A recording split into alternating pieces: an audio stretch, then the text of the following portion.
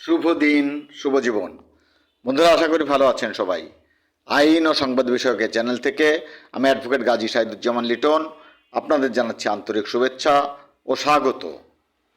আগামীকাল 8 মে 2024 সারা দেশে ষষ্ঠ জাতীয় উপজেলা নির্বাচনের প্রথম দফার ভোট গ্রহণ অনুষ্ঠিত হতে যাচ্ছে 140টি উপজেলায়।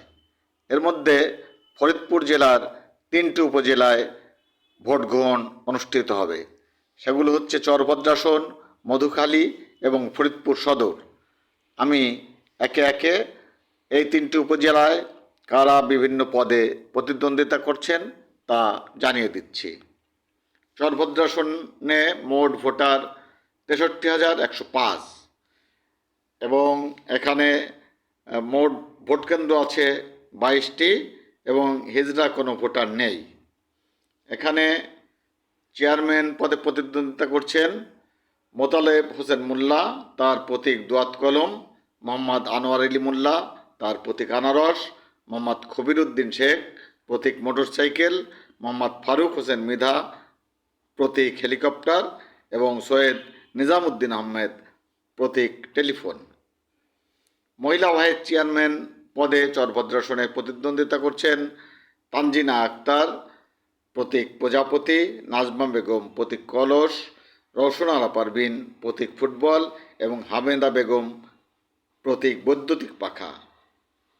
চরভদ্রাসন উপজেলায় ভাইস চেয়ারম্যান পদে প্রতিদ্বন্দ্বিতা করছেন কাউসার হোসেন, প্রতীক টিউবওয়েল; জানে আলম, প্রতীক চশমা; মুন্নাফ মোল্লা, তালা; মোশাররফ হোসেন, টিয়া পাখি; এবং মোহাম্মদ শামসুদ্দিন মোল্লা, মাইক। এবার জানিয়ে দেব মধুখালী উপজেলার কথা। এই উপজেলায় মোট ভোটার আছেন 1,77,539 জন এবং মোট ভোট কেন্দ্র 79টি।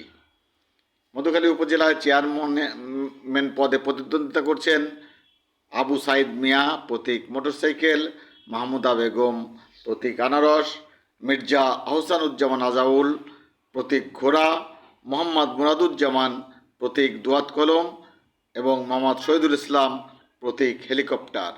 মধুখালী উপজেলায় মহিলা ভাইস চেয়ারম্যান পদে প্রতিদ্বন্দ্বিতা করছেন 2 জন।